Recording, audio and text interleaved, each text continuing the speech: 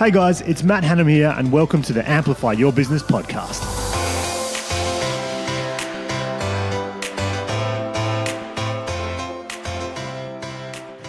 Hello. Hello. We're live. We're live and we're about to record a little podcast. So, hi Bella. Hello. And usually well, this is the intro. I guess we're live now, so it doesn't really matter. We'll claim this as the intro. So, all right, welcome to this episode of the Amplify Your Business podcast.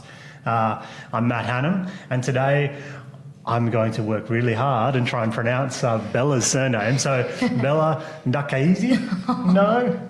Better the other day. No, it was better the other day, wasn't it? Yeah, it was. I'll let you go.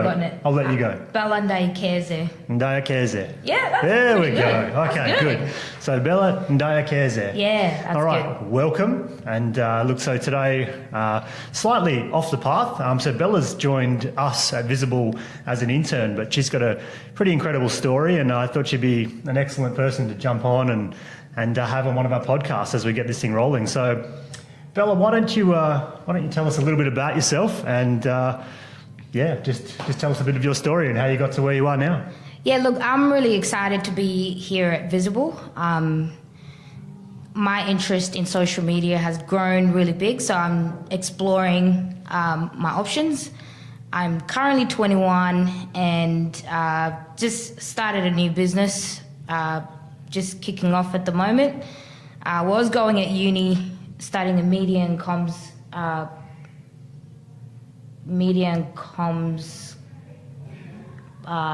what's it called? Layman's terms, it's a bit of video. A bit of video and social media marketing, working. And basically really love sport, a footy player, and love kids and social media. Yeah, awesome. A bit of everything really. Okay. At this stage. Yeah, good. So you do, I think that doesn't quite do it justice. I think Bella certainly does an awful lot during her week, but maybe we'll ask her later about how that goes. But I think you do an incredible amount, I think, with the community in your local area and also on social media and also with some of our government departments as well. So I know you've had quite a bit of involvement in sort of marketing and social media projects with the Department of Sport and Rec and also with the WA Police and others in Perth. So that's cool, but it hasn't, I'm sure it hasn't always been so easy for you, but... No, not at all. I'm pretty young and, it's a bit hard to understand the whole scope of things in terms of the government structure and that. So I think the opportunity to start off and just get out there, especially my internship with the WA Police, really taught me a lot. Especially as a young person, sometimes you don't know the things that go behind closed doors and that sort of thing. And to be a part of the media and comms team at the WA Police for a little bit was a great experience and a great opportunity for me, for sure. What do you think is something that you really took away from that? Like, what's a really key or something you learnt by being in that environment? Because I think a lot of people aren't privy to getting into something like that and seeing how the inner workings operate from the other side of the fence. I mean, I'm sure there's plenty you can't talk about, but what's something that you took away from that experience? I guess being an intern at the WA Police, I had a small project and I worked on that for a couple of weeks, and it was the Aboriginal Cadet Program. And it's a busy space, especially in the government department. There's so much happening, and for the police to do so much positive stuff, the stories, I guess, of 100 years women in policing, which is what they're working on at the moment, what I took away from that was just being able to be a bit more organised and accountable. That it taught me a lot of skills in that space, because I never really, from my background in social media, it's all about doing stuff, just doing it as you go.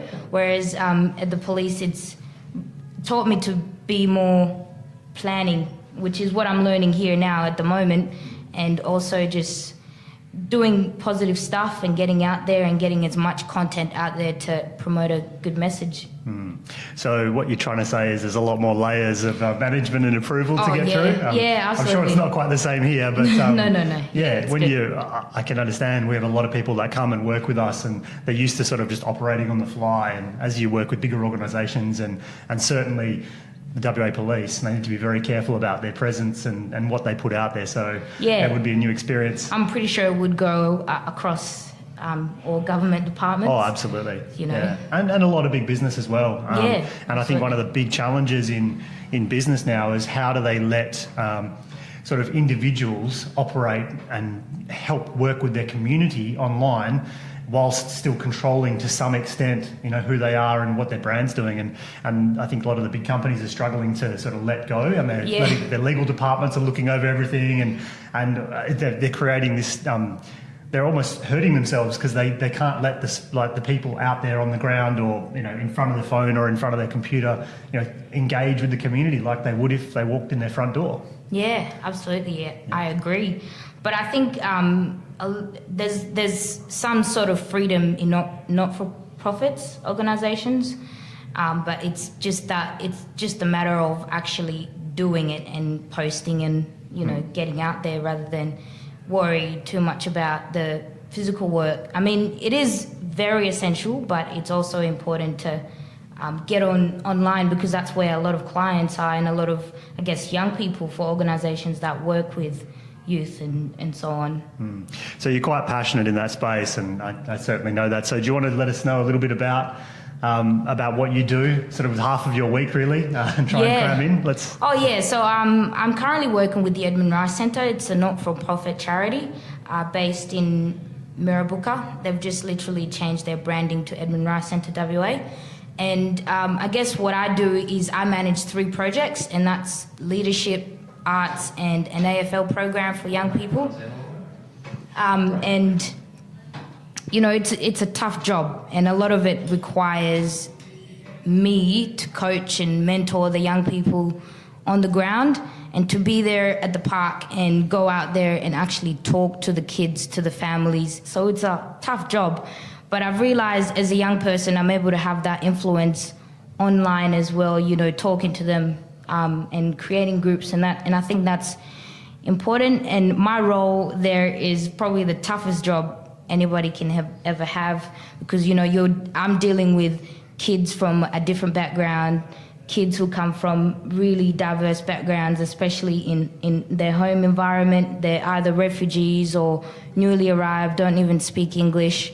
So it's a really tough job, and I don't know if anybody would actually sign up to deal with half of the problems I deal with, but I think because I'm a young person and I understand where they're coming from, and I came in Australia as a refugee, I can kind of relate to their experiences, and also be able to tell them that it's okay to, these things happen in life, and it's just a matter of me as a coordinator of these projects being present, and just working with the parents, because I think a lot of the decisions that are made with the kids or young people in general, even me now, come through the parents, and there's not a lot of freedom. So it's just about building relationships, which is essential to my role.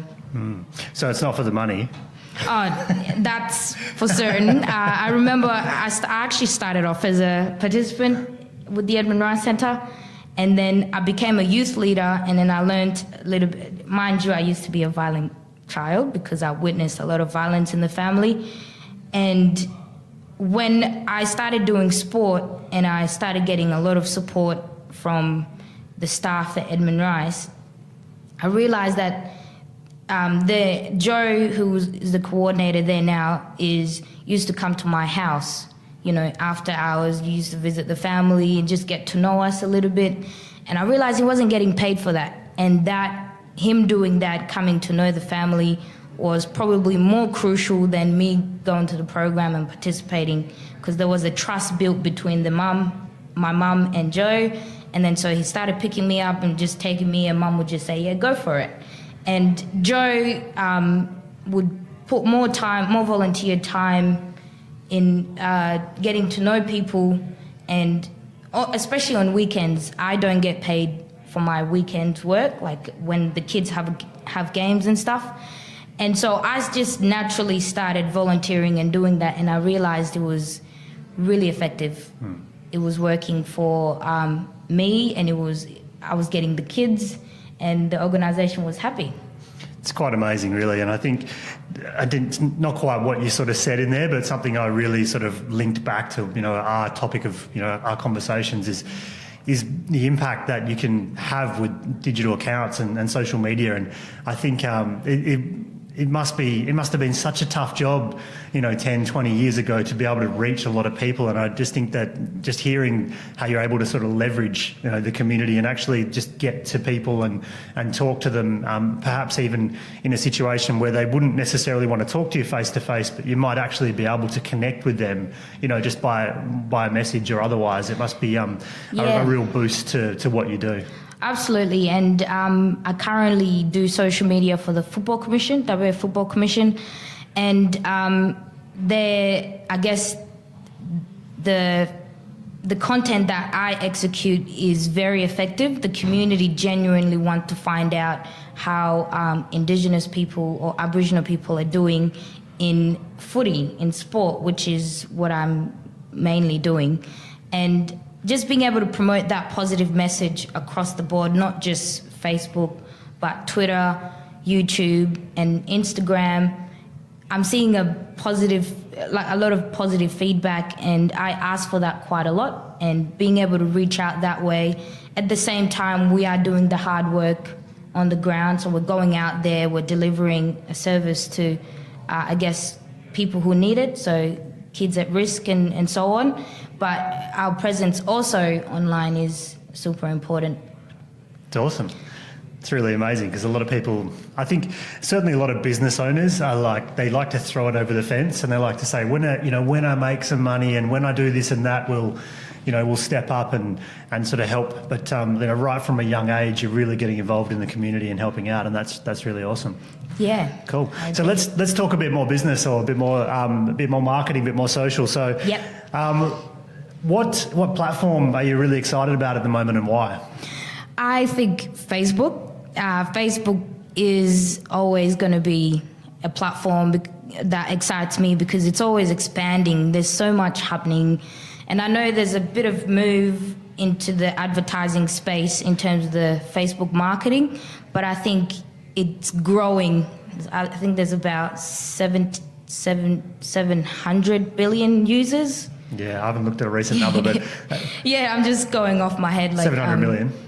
Billion. 700 billion? Oh, no, million, sorry. That's a big Possibly number. More, but no, it's a huge number, no, absolutely. It's huge, and the takeover Instagram and how that's a photographic space, it's really exciting, and there's so much happening. I mean, half of the new initiatives coming into Facebook now, I have no idea about, but I mean, it's exciting and I love it. And I use Facebook personally more than Instagram and Twitter and Tumblr now.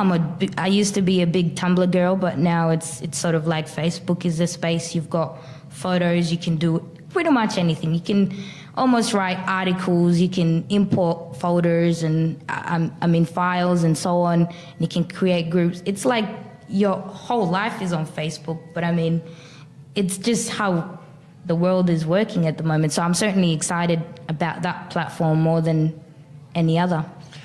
Yeah, so I agree. I think the platform is amazing, and there's a lot of little tweaks and tactics that are coming out there, but sometimes it's easy to look at them and not consider the fundamentals that are there, that this platform is just dominating the space. And if you scoop Instagram into that as well, I mean, they really have a huge stranglehold on where things are going, and I can't see anything coming in the future.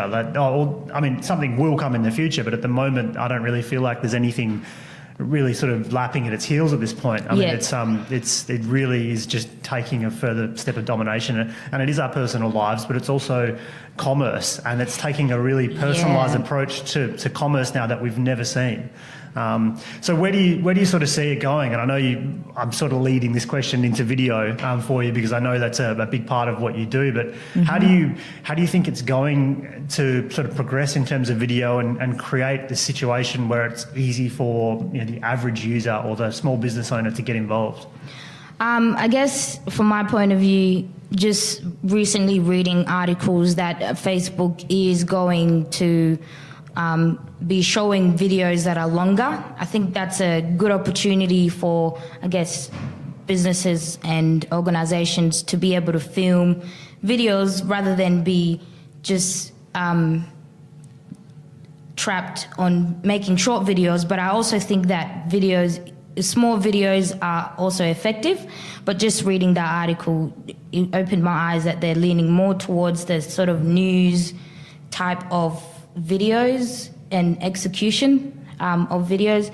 But it's a great opportunity, I guess, for businesses to be out there, and not just businesses, but obviously not-for-profits, to get on there because that's where most people are. I know there's a lot of, I guess, in the back end of Facebook and trying to understand how it all works. It's very complicated, a very complicated system, but to simply put it out there, even if it's just a 2-minute video or something like that, even if you just get 200 people viewing it or something like that, it's really effective and it helps to start off that. I really like that because I think you've sort of touched on something that I like to talk about a bit, and that's, I mean, it's a very common concept, but the Pareto Principle, which is the 80-20 rule, which is 80% of the value comes from sort of 20% of the effort or otherwise. And I really see people so hung up around tactics and what little trick and what little thing that they can do on this, and but I can't do it because I don't know how. I mean, don't know how to go live, or I don't know how to do. It's so easy. It's easy, but also it doesn't matter, and because the main thing is that you're doing it, and I think there's so many functions that can be accessed by everyone because they're just doing it anyway. Personally, it's kind of just an excuse that they're not, and I understand why. Like that, I'm not hammering them on the excuses at this point, but I think that there's always something new every day. I mean, we run a team of social media experts, and it was always something new we have to train ourselves in every day because they change this or add this. So it's a really interesting point that you touch on there, and I think people just have to have a go, right? They have to just go out and do it. Yeah, I think I'm a victim of that excuse making. I think it's also a fear that people have when they post something. They're afraid of the feedback, or even if you have like 10 followers or something, or 10 likes, people kind of feel like, they have to build that first. But how do you build it when there's no content? So it's just like, just do it and post something, even if it's just funny, but also going back to making it relevant to what your business or organization is all about. You don't want to misrepresent what you stand for as a business or an organization, because you don't want people to give you bad feedback on your page, or even just your business in general. That legal side of things, and I guess permission for posting participants as well as anybody in general. I think that's important, but never let that hold you back. Explore and just do it. Awesome. Good advice. And I think we sometimes we forget about how public people can be. Like we're really concerned about what someone might say on the business Facebook account, yet they can drive down the road in a branded vehicle and do something crazy, and that is still a branding or an issue that involves the business, but it's just something that we're used to. It's not and digital can be scary at times to small business owners. But do you think is there such a thing as a boring business? I mean, is there such a thing as a business that shouldn't be on Facebook? Well, it's a bit of a tricky question because I haven't really seen. I mean, I've seen businesses that post weird stuff, and I think the content shouldn't be there because it's not exactly relevant to them, or it's just a bit overboard in terms of, if let's say, because again, Facebook is public and anybody can view your Facebook page. So it's about changing your age let's say it's just like a page about something inappropriate. You know, you would want to check your page settings so it reaches the right age on the page. I certainly think it's not about whether or not you can be on the Facebook or our social media platform. It's about knowing exactly what your impact would be if, let's say, a child saw something inappropriate on your page. I certainly think that's like my overview of it, but there's no such thing about a business or anything being on Facebook. I think you should use Facebook or any platform to market yourself, to get the message out there, because that's just another way of considering your promotion, another pathway, rather than always spending loads and loads of money on pamphlets and wicked budget on, you know, those weird ads, I guess. I mean, they're good, but we're in the new age. You need to get online, and because everyone's on the phone. I'm on my phone most of the day, so more and more every day. All of us, we don't want to see the marketing, but we're actually like bringing it to ourselves, like on our phone. Every day. I wouldn't even want to say how much time I spend on my phone, but it goes to show that, you know, everybody's on their phones these days. I mean, it's also a negative thing because a lot of people forget the essential things in life, you know, spending time with the family and getting off the phone once in a while. But the reality is everyone's on their phones, and it's going to take a long time. Maybe your phone shut down from above the planet or something to get rid of that. Well, I don't know. I think that's the thing we haven't worked out yet. I mean, it's so new to us. Like, this is more of a, like, on a philosophical level that, like, at what level is relevant? And I've got 2 young children, and the question that's asked constantly amongst family groups is, you know, what's a reasonable amount to let them use the iPad a little bit, or, you know, but I mean, there's 2 arguments. One side is, look, if a kid can start to learn to swipe and understand how technology works, surely they're going to have an advance on the kid who's been protected from using anything until they're like 9 or 10, right?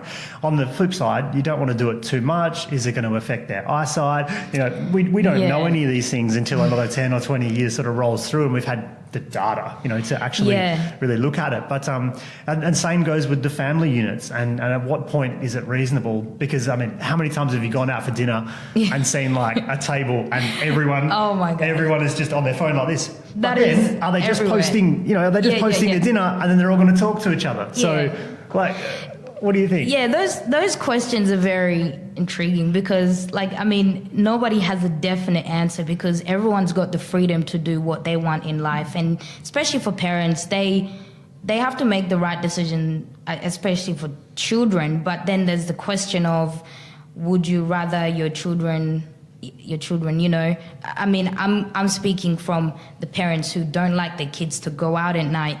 Would you rather your child stays at home and, you know, does some, I guess, educational stuff or something on their iPad, or get into trouble, right? Yeah, get into trouble. I mean, it's very complex questions that I guess everybody has to look deep within themselves and answer for themselves and make the right decision, I guess, for their future. Because mind you, we are in the technology world, and even schools have introduced laptops and iPads. I mean, it's not just the parents, it's also the system that everybody is creating around them. And I guess it also comes with that acceptance that, you know, no matter what, the kids are going to grow up and go on their iPads. So you're just saving them for a little bit of time, and eventually things are going to happen. Those questions are just tough. But me personally, I try my best to, when I'm with my mum or my family, if I have to post a photo of the food, and my mum, if you have to, my mum gets on my case, and I guess for Snapchat, I like to update my friends. But there's also the appropriate time, you know, if you're at work, you got to be careful. But everyone has to answer those questions for themselves and be accountable for their own decision. Yeah. And ready to face the consequences if there is consequences, especially in a schooling environment, if you are so desperate to take a snap, especially young teenagers today, anybody's allowed to use their phone, and you're learning, and then you take a snap and you get that confiscated. That was probably not a good decision. Business-wise, go wild. Yeah. Awesome. Well, look, I might rapid fire a couple of little questions. Usually, I don't know if you consume a lot of content. We'll ask that question in a minute, but a lot of business owners in a lot of these types of podcasts say, hey, do you have a morning routine? Like, what keeps you going? And to be honest, for those listening or watching, like Bella's one of the people that I've seen with like more energy than the average entrepreneur who's jumping around doing stuff. So rolls in with a Snickers bar this morning and is always bouncing around with a big smile on your face. Like, what's your secret? I mean, do you have a morning routine? Is that what gives you your energy? Oh, yeah. I mean, I have my good and bad days, but during the day, I try and just force myself to do stuff. I guess the Snickers scenario is probably not the best scenario. I just ate it because I woke up on the wrong side of the bed, and I fell off this morning, last night actually, and hit my head. I was limping this morning, had a toe that was bleeding, and that was on the negative side. So to treat myself, I decided to buy 2 Snickers, which cost me $3, and it's got like double. And I also brought a 2-liter water bottle because I've been dehydrated. I had pizza last night because training was pretty intense. So imagine playing a game on a Sunday, and then the next day you got training, and then the next day you've got, after you've had training, before training, you've had, you've seen the doctors and you've gone to work, and so it's pretty full-on day for me. So I guess in terms of my morning routine, and this is not consistent at the moment, so I wake up, I meditate, so I reflect on life. I guess that's something not everybody does because it's hard to commit to for a long time. And so let me just cut in. So when you say you meditate, what do you do? Do you listen to like the apps like Calm or Headspace, or do you have something you do, or is it just a personal thing that you sit still? Or I guess I try to mix it up because at first, especially on a Monday, I struggle to stay still because I had a game the previous day and I'm still pumped. Whether I've lost or won, I'm just really energetic. Sometimes I meditate, as in I listen to calming music, and during my meditation I listen to just calming, like very slow music, and I try and question myself. So I ask myself questions, and then I try and look back on different scenarios. So if I made a mistake, or someone's told me something, or someone's talked behind my back, I sort of reflect on that and see how I can do better next time and find new energy. And I guess sometimes also watching after that, just watching like inspirational videos. So something, and I know there's heaps out there on YouTube, so I try and watch that to get me up and going. But just after my meditation, and mind you, I don't do this every day because I get really kind of lazy at times, and I confess it's tough to commit to that. I do some sort of training, so I tried swimming, but I nearly drowned, so I kind of stopped and just practiced some moves. And I do dance some days. And I also, so not much, just a couple of little things here and there. Okay, all right. No, I'm just trying to elaborate on that. But no, it's great. It was good, and that wakes me up. Sometimes people wake up, just go to work. I try and stretch and get the body. I think that's it's really amazing, yeah. One of the reasons why I function. If I didn't do that, I don't think I would function, and that's today. Forcing myself during the day, pretty much. And look, to be honest, like, you're 21, right? Yeah, I'm 21. So to be doing some meditation and things like that at 21, I mean, I wish I'd started doing that type of thing at 21. Like, I find it very powerful. Again, same as you. Like, I'll do amazingly for 2 weeks, and then for some reason you fall off the wagon, and then you come back and forth. But having it just as a regular practice, I think is really amazing. And to be doing it so young is really interesting. And I think it will really set you up. I don't do it alone. I wish I did, but I get a lot of guidance and a lot of pushing because it's hard because my brain, and especially young people, you can imagine, it's very occupied with worldly things that don't even matter to their life, and that's me. But I try and get as much support. So I've got a mentor and also people in my life like my mum who calls me up on a regular basis. Although I forget about her time to time, she just calls me and says, how are you? What's going on? Do you want to catch up? That sort of thing. So I think that's amazing. And I encourage that across the board. If, your child or a friend, always support them no matter what. Awesome. All right. My last question was really going to be just content. So do you consume a lot of content? And if so, what do you consume? You've said that you're on the phone all day, but is there a balance, or is it all creating, or do you really consume a lot? And what's your favourite sort of content or vlog that you're into at the moment? I do a lot of content execution, but I try and consume quite a lot in terms of reading and so on. But I pretty much take a photo of everything that I come across, and then sometimes just scrolling through the phone, I might find it interesting and decide to post it.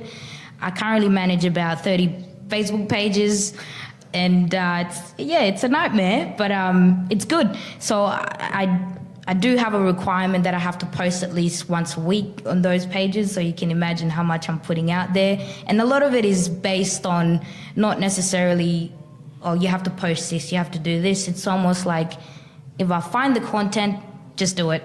And so sometimes I'll just be scrolling through other people's Facebook feeds, like Gary, who's your favorite, and just different people, YouTubers, and I watch a lot of YouTube to get some ideas and also try and think outside the box and apply some of the things that I see into what I'm going to execute, even if it's just sharing or downloading that particular video and then crediting that person.